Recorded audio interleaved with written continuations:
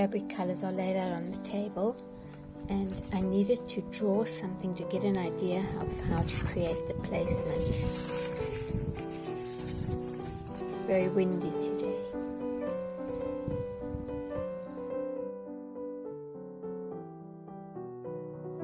When I create something, I need to see the colors first. I have all of these fabrics. Wasn't quite sure how to put them together. So what I do is I draw something and then I paint it. So it gives me an idea of which fabrics to use. And this is going to be a 60 on 80 centimeter piece.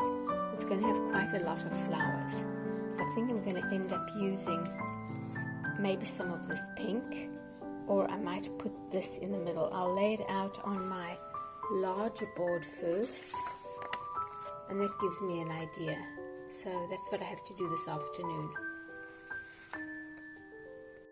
After finishing the drawing with the colors that I chose, I lay the fabric strips down to form the background of the piece, and then I choose the fabrics for the flowers themselves and lay them down in the order that I want them.